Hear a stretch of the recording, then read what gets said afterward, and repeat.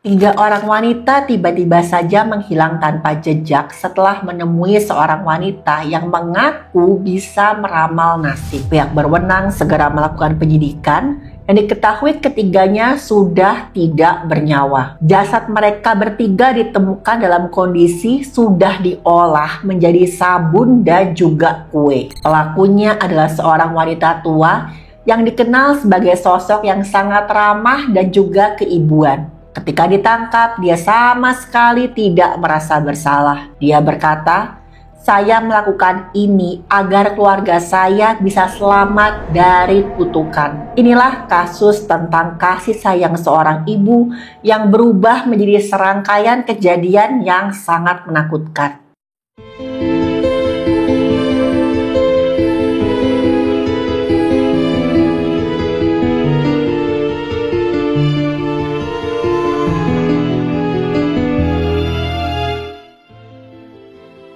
Halo, saya Dr. Stefani. Saya seorang dokter spesialis forensik dan mediko-legal, dan saya belajar dari yang mati.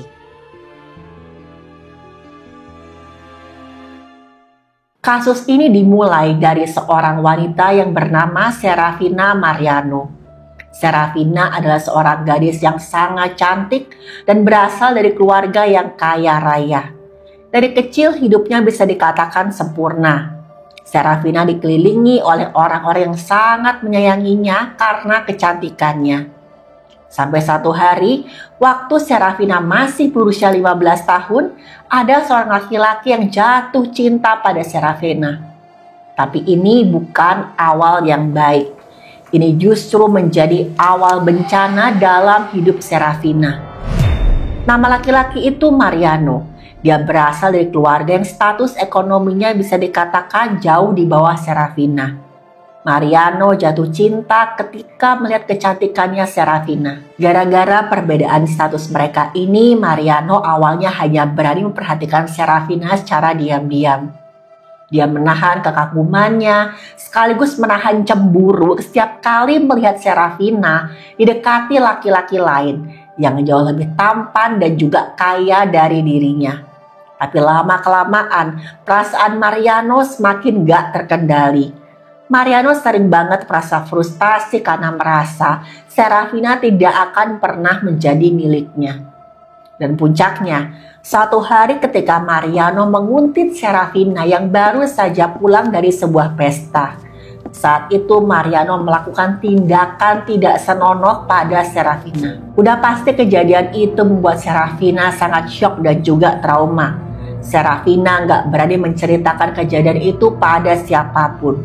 Ketika itu Serafina menganggap yang dia alami adalah aib. Awalnya Serafina ingin merahasiakan kejadian itu dari siapapun. Tapi ternyata gara-gara kejadian itu Serafina hamil anak Mariano. Mengetahui kehamilan Serafina, orang tuanya sangat marah dan sedih. Mereka mendesak Serafina memberitahu siapa ayah dari bayi yang dia kandung. Dengan ketakutan Serafina berkata kalau ayah dari bayi yang dia kandung adalah Mariano. Waktu itu Serafina berharap orang tuanya bisa melindunginya. Tapi sayangnya bukan itu yang terjadi. Orang tua Serafina mengambil keputusan yang sangat gak adil untuk Serafina. Yaitu Serafina harus menikahi Mariano. Bayangkan teman-teman, dalam keadaan trauma hebat, Serafina harus menikahi orang yang sudah menghancurkan hidupnya. Orang yang membuat dia sudah sangat trauma. Tapi saat itu, demi melindungi nama baik keluarga, orang tua Serafina memutuskan itulah satu-satunya jalan keluar. Karena nggak tahu harus minta tolong pada siapa, Serafina terpaksa menikahi Mariano. Dan setelah menikahi Mariano, hidupnya berubah dengan sangat drastis. Serafina pindah dari rumah orang tuanya ke rumah Mariano yang berada di sebuah daerah yang disebut sebagai daerah yang kumuh. Seiring berjalannya pernikahan mereka, Mariano tidak menunjukkan sikap sebagai suami yang baik. Mariano lebih sering minum-minum dan gak peduli sama sekali dengan keadaan Serafina. Serafina menjalani kehidupan rumah tangganya dengan menahan rasa marah, sedih, dan juga frustrasi. Di saat yang bersamaan kehamilannya semakin membesar. Dan akhirnya Serafina pun melahirkan seorang anak perempuan. Anak itu dia namai dengan Leonarda. Waktu Leonarda lahir, Serafina langsung membenci anaknya tersebut. Karena bagi Serafina, Leonarda adalah simbol dari penderitaan dan juga aib. Dia sering menghukum Leonarda dengan cara melakukan kekerasan pada putrinya tersebut. Apalagi setelah Leonarda lahir, sikap Mariano sama sekali nggak berubah. Bahkan Mariano sering banget menyakiti istri dan juga anaknya. Yang terjadi di rumah tangga mereka itu seperti kekerasan berantai, di mana Serafina akan melampiaskan rasa marahnya ke Leonarda. Sampai satu hari Mariano jatuh sakit gara-gara gaya hidupnya yang buruk. Serafina membiarkan suaminya meninggal perlahan-lahan agar suaminya itu menderita. Serafina menganggap itu adalah bentuk dari pembalasannya. Dia sama sekali nggak mau mengobati Mariano. Setelah Mariano meninggal, Serafina merasa sangat bahagia karena dia sempat berpikir dia sudah bebas dari cengkeraman suaminya. Serafina pun pergi ke rumah keluarganya. Dia berharap kembali diterima untuk hidup di sana. Tapi ternyata Serafina malah diusir karena dianggap masih membawa aib. Akhirnya Serafina dilamar oleh seorang laki-laki yang cukup berada. Bersama suami keduanya ini, kehidupan Serafina bisa dikatakan lebih baik ketimbang ketika dia hidup bersama Mariano. Tapi sayangnya itu tidak mengubah kebenciannya pada Leonarda. Serafina masih sering menyakiti Leonarda walau putrinya ini sudah beranjak remaja. Leonarda merasa sangat tertekan hidup bersama ibunya. Berkali-kali Leonarda mencoba menghilangkan nyawanya sendiri. Karena saat itu suami baru ibunya kayak sama sekali gak peduli sama Leonarda. Pertama kali Leonarda mencoba mengakhiri hidupnya dengan menggunakan sebuah tali. Tapi untungnya dia berhasil diselamatkan tepat waktu oleh keluarganya. Yang paling terakhir dia mencoba menelan pecahan-pecahan kaca dan juga logam supaya tenggorokan dan organ-organ dalamnya terluka. Untungnya Leonarda masih bisa selamat walaupun harus mendapatkan perawatan yang serius. Dan melihat apa yang dilakukan oleh putrinya, Serafina sama sekali tidak merasa kasihan. Dia malah berkata, "Ibu kecewa kamu tidak berhasil mengakhiri hidupmu sendiri. Seharusnya kamu sudah tidak bernyawa." Leonarda sebenarnya mewarisi wajah cantik dari ibunya. Serafina melihat ini sebagai peluang untuk memperkaya dirinya.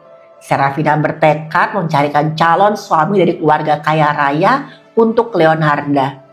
Tapi sayangnya lagi-lagi Serafina harus kecewa karena Leonarda saat itu jatuh cinta pada laki-laki lain, yaitu seorang pegawai pemerintah yang hidupnya sangat sederhana bernama Rafael. Leonarda ngotot ingin menikah dengan Rafael walaupun pria tersebut usianya jauh lebih tua dari Leonarda.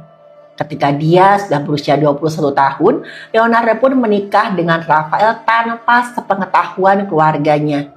Bisa dibayangkan bagaimana marah dan malunya Serafina ketika dia tahu Leonarda sudah menikah diam-diam.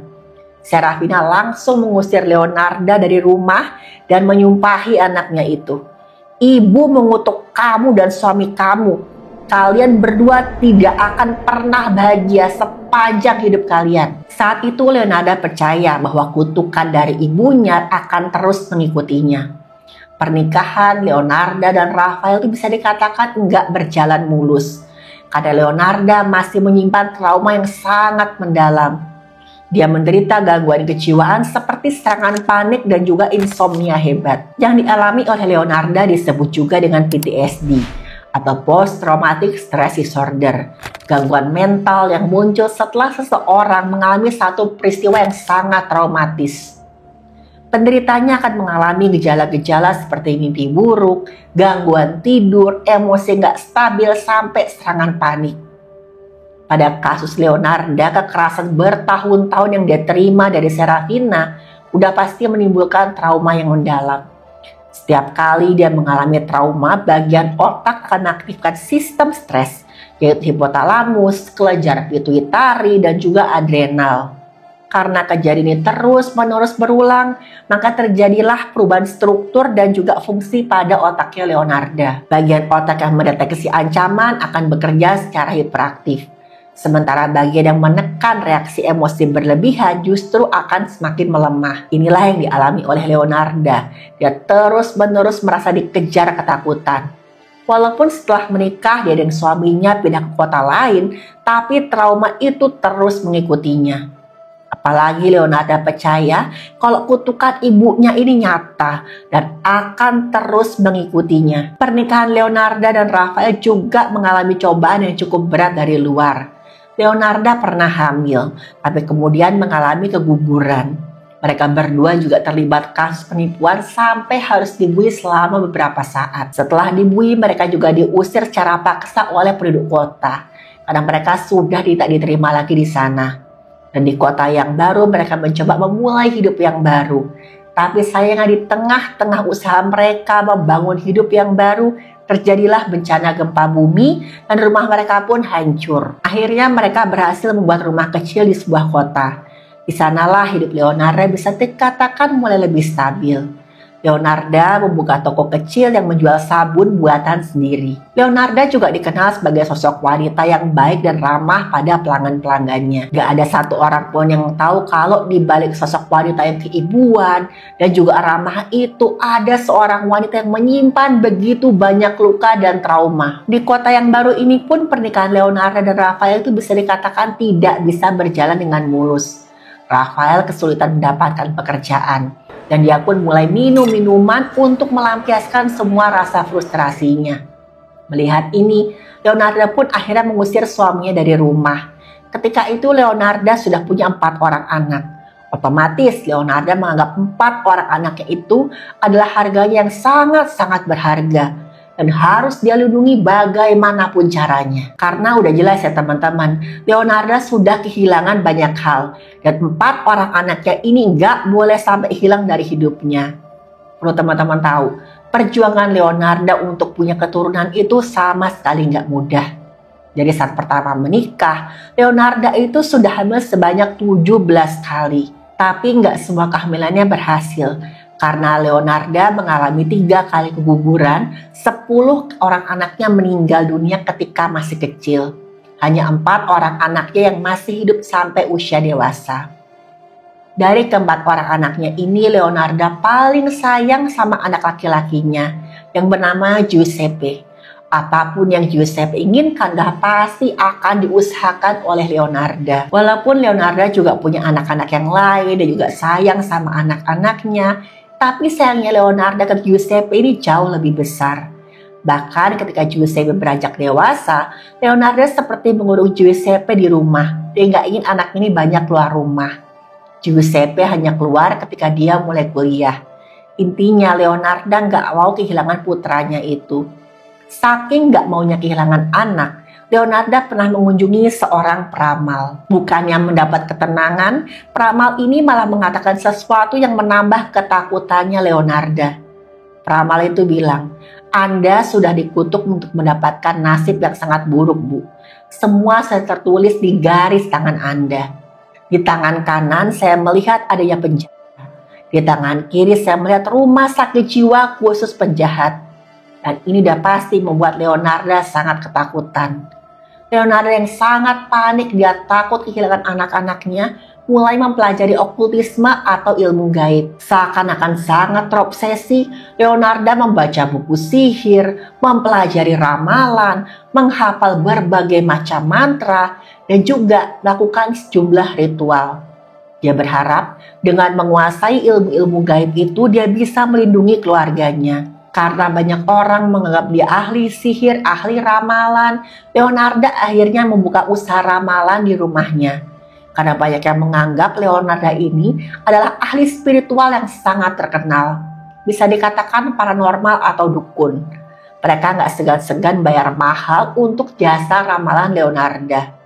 Sampai satu hari, perang pun terjadi di tempat Leonarda tinggal. Laki-laki yang masih muda harus menjadi tentara untuk membela negara. Dan mau gak mau, Giuseppe menjadi tentara dan turun ke medan perang. Leonarda sangat panik dengan situasi ini. Dalam pikirannya, kalau dia gak melakukan sesuatu, maka ramalan yang dulu dia terima akan menjadi kenyataan. Leonarda takut semua anaknya akan meninggal sebelum dirinya. Jadi saat Giuseppe berangkat berperang, Leonarda yakin ada satu hal yang bisa menyelamatkan nyawa anaknya tersebut, yaitu menumbangkan nyawa sebagai ganti nyawa anaknya. Pemikiran Leonarda ini muncul bukan tanpa dasar ya teman-teman. Setelah Giuseppe pergi, Leonarda terus-menerus memimpikan hal yang sama. Dia memimpikan ada sebuah peti kecil warna putih yang kemudian masuk ke dalam tanah yang berwarna gelap. Dan Leonarda menganggap itu sebagai semacam isyarat tentang kejadian yang mungkin akan menimpa anak-anaknya. Bahayanya lagi, ketika dia mempelajari ilmu-ilmu sihir secara lebih dalam, dia belajar kalau satu-satunya cara menyelamatkan anak-anaknya adalah dengan menumbangkan sebuah nyawa untuk diganti dengan nyawa anaknya. Dan Leonardo pun menggunakan cara itu untuk menyelamatkan nyawanya Giuseppe. Setelah melakukan pencarian, Leonardo pun menemukan target tumbalnya. Korban pertamanya adalah seorang wanita parubaya bernama Faustina. Faustina adalah seorang pelanggan yang sering banget minta diramal. Setiap kali dia minta diramal oleh Leonarda, Faustina selalu mengeluh tentang sulitnya mendapatkan jodoh. Faustina ini usianya sudah cukup matang, tapi belum juga mendapatkan laki-laki untuk jadi suaminya. Bagi Leonarda, Faustina adalah target yang pas untuk melaksanakan ritual penyelamatan nyawa bagi keluarganya. Suatu hari Leonarda mengatakan pada Faustina kalau dia sudah menemukan jodoh untuk Faustina. Faustina senang bukan main mendengar kabar dari Leonarda. Tapi masalahnya, Leonarda bilang kalau pria ini tinggal di kota lain. Tapi saat itu Faustina yang sudah terlanjur senang, dia nggak peduli dengan kondisi itu.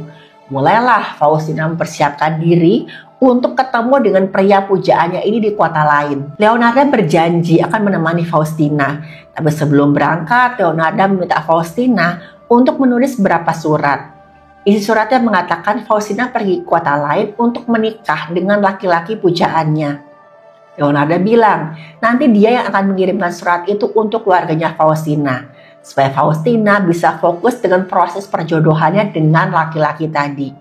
Udah pasti, itu semua adalah akal-akalan atau kebohongan yang sudah dirancang oleh Leonarda. Ketika Faustina datang ke rumah Leonarda, Leonarda menyuguhkan sebuah minuman. Yang Faustina nggak tahu, ternyata minuman itu sudah dicampur dengan sebuah obat tidur. Ketika Faustina mulai nggak sadarkan diri, Leonarda langsung mengayunkan sebuah kapak ke kepala Faustina. Faustina pun seketika kehilangan nyawanya, dengan kondisi kepala dan tubuhnya terpisah. Tapi Leonarda nggak berhenti sampai di situ. Dia mulai memisah-misahkan tubuh Faustina jadi beberapa bagian. Sementara cairan tubuhnya Faustina dia tampung dalam sebuah baskom.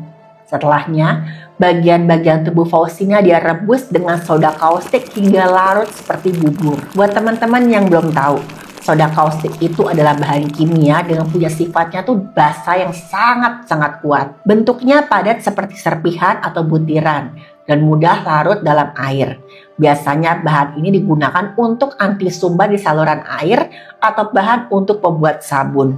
Zat ini bersifat korosif atau sangat merusak. Kalau terkena kulit bisa terjadi luka bakar yang bentuknya sangat khas. Warnanya putih, licin dan berubah menjadi kemerahan. Luka semacam ini beda dengan luka akibat asam kuat yang biasanya warnanya kecoklatan dan kering. Kalau enggak segera mendapatkan penanganan, soda kaustik akan terus bekerja, mengikis lapisan kulit dalam bahkan hingga ke otot. Gara-gara ini luka akibat basa kuat jauh lebih bahaya daripada asam kuat. Luka akibat asam kuat akan membentuk jaringan rusak yang bisa membatasi proses perusakan jaringan. Sementara luka akibat basa kuat itu nggak seperti itu. Makanya kerusakan jaringan akan terus meluas. Leonarda memanfaatkan bahan-bahan baku sabunnya untuk menghancurkan jasadnya Faustina. Setelah semua tubuh Faustina meleleh, Leonarda membuangnya ke saluran pembuangan. Tapi Leonarda nggak berhenti sampai di situ. Cairan tubuh Faustina yang ada di baskom tadi nggak dia buang begitu aja. Cairan tubuhnya dia tunggu sampai mengental. Kemudian oleh Leonarda dia campur nih dengan tepung, gula, susu, coklat, dan juga margarin. Kemudian Leonarda menjadikan itu sebagai biskuit dan juga kue. Ya, teman-teman gak salah dengar. Leonarda membuat biskuit dan kue dari cairan tubuh manusia. Kenapa? Karena Leonarda percaya bahwa kue berisi cairan tubuh korbannya itu akan melindungi keluarganya secara lahir batin. Leonarda bahkan gak segan-segan menyajikan kue itu kepada para tamu yang datang ke tokonya dan juga ke anak-anaknya sendiri. Karena Leonarda yakin dengan begitu keluarganya bisa terselamatkan. Leonarda gak berhenti hanya satu korban aja. Dalam pikirannya, satu nyawa gak cukup untuk menebus nyawa anaknya. Dia pun mengincar korban kedua bernama Francesca. Francesca adalah seorang guru yang sedang mencari pekerjaan.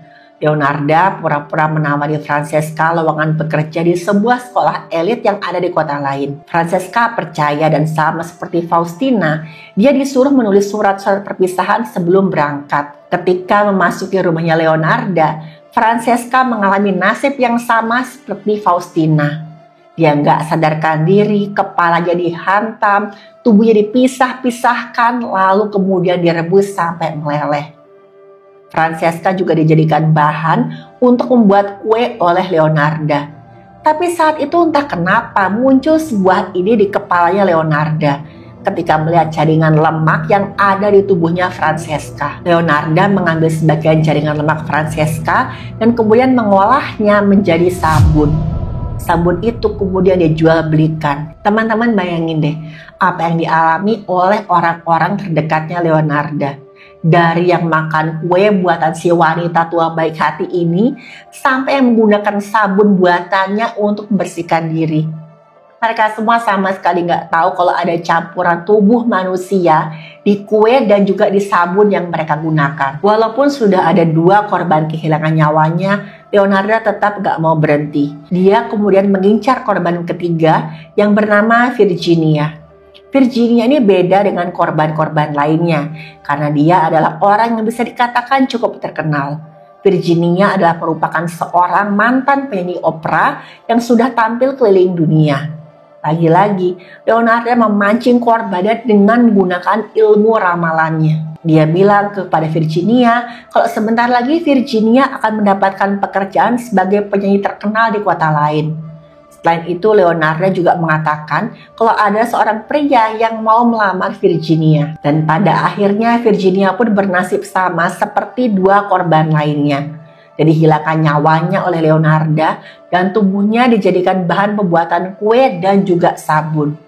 Jaringan lemak di tubuh Virginia kemudian dicampur dengan wangi-wangian dan bahan-bahan bagus sabun lainnya dan dijual belikan setelah menjadi sabun. Leonarda terang-terangan bilang, postur tubuh Virginia yang berisi itu benar-benar bahan baku yang sempurna untuk sabun dan juga kue. Bagi Leonarda, itu adalah kue terenak dan juga sabun dengan kualitas terbaik yang pernah dia buat. Leonarda pun mengira kalau gak ada seorang pun yang bisa mengetahui kejahatannya. Dia merasa kalau rencananya sudah sangat sempurna. Tapi lagi-lagi, bangkai yang ditutupi pasti akan tercium baunya. Hilangnya Virginia menjadi titik terang pada kasus ini. Jadi sebelum pergi ke rumahnya Leonarda, ternyata Virginia sempat mengirim surat ke saudaranya. Dia bilang kalau dia mau pergi ke rumahnya Leonarda. Saudara Virginia pun curiga nih, karena Virginia tiba-tiba saja menghilang setelah mengunjungi Leonarda. Dia pun melaporkan hal ini ke pihak yang berwenang, yang kemudian langsung menanggapi laporan tersebut dengan cepat. Pihak yang berwenang mendatangi rumah Leonarda dan membawa Leonarda ke kantor untuk dimintai keterangan lebih lanjut. Awalnya udah pasti, Leonarda nggak mau memberikan pernyataan sama sekali. Tapi pihak yang berwenang ternyata menemukan baskom besar, alat-alat yang dipakai untuk kejahatan Leonarda, dan juga sisa-sisa benda milik korban. Sayangnya Leonarda tetap gak mau mengaku. Barulah saat pihak yang berwenang mengatakan kalau Giuseppe juga bisa dihukum, Leonarda akhirnya mengaku. Dia gak ingin anaknya disalahkan atas apa yang sudah dia perbuat. Yang mengejutkan, Leonarda menceritakan semua perbuatannya dengan tenang dan tidak menunjukkan rasa penyesalan sama sekali. Salah satu pengakuan yang paling mengejutkan adalah tentang Virginia. Dia bilang, Virginia benar-benar wanita yang gemuk, tubuhnya mencair dengan cepat. Saya menambahkan sebotol parfum untuk aroma, dan hasilnya adalah sabun yang sangat-sangat bagus. Saat penyelidikan lebih lanjut diketahui kalau Leonarda sangat percaya bahwa ritual pengorbanan itu benar-benar menyelamatkan Giuseppe di medan perang. Leonarda akhirnya menjalani proses hukum. Dia datang ke pengadilan dengan gaun yang sangat mewah, berdandan rapi, dan berjalan dengan penuh percaya diri. Dalam persidangan, Leonarda mengatakan, "Saya tahu persis apa yang saya lakukan. Saya melakukannya dengan sadar dan murni karena cinta seorang ibu pada anak-anaknya." Nyatanya dari hasil penyelidikan, ternyata Leonarda punya niat lain. Karena selain menghabisi nyawa korban-korbannya, Leonarda juga mengambil harta berharga milik mereka, seperti uang dan juga perhiasan. Bahkan, ada korban yang dia manipulasi sedemikian rupa untuk membuat surat perjanjian yang menyatakan kalau Leonarda boleh menjual aset-asetnya. Diketahui memang kondisi keuangan Leonarda sempat memburuk ketika dia mengusir suaminya pergi dari rumah. Dengan bukti-bukti tersebut, Leonarda pun dijatuhi hukuman maksimal di dalam bui. Selain itu, Leonarda juga harus menjalani beberapa tahun pemulihan di rumah sakit jiwa. Dan ini sama seperti kata-kata sang peramal yang dulu meramalkan nasibnya Leonarda. Di tangan kanan ada bui, di tangan kiri ada rumah sakit jiwa khusus para penjahat. Selama ditahan, Leonarda menulis buku autobiografi yang menceritakan kisah hidupnya. Di buku tersebut dia juga menulis bagaimana dia melenyapkan nyawa dan kemudian mengolah jasad para korbannya. Salah satu kutipan buku itu berbunyi seperti ini. "Jasad korban saya pisah-pisahkan dan saya masukkan ke dalam panci. Kemudian saya tambahkan zat kimia untuk membuat sabun. Cairan tubuh korban kemudian saya kumpulkan dalam sebuah baskom. Setelah mengumpal, saya olah menjadi kue. Saya sajikan kue-kue itu kepada tamu-tamu yang datang ke rumah dan juga untuk anak-anak saya. Semuanya menyukai kue itu." Beberapa buku yang menceritakan tentang Leonarda banyak mengutip dari buku autobiografinya ini. Sebenarnya banyak yang mengira kalau buku itu sengaja dibuat untuk meringankan hukumannya Leonarda. Dengan harapan, orang-orang akan mengira Leonarda ini punya gangguan jiwa dan bersimpati pada Leonarda. Leonarda meninggal dunia pada tahun 1970 karena penyakit stroke. Kasus ini terjadi di Italia pada tahun 1940. Dan teman-teman tahu, alat-alat yang digunakan oleh Leonarda dalam kejahatannya sampai sekarang masih ada.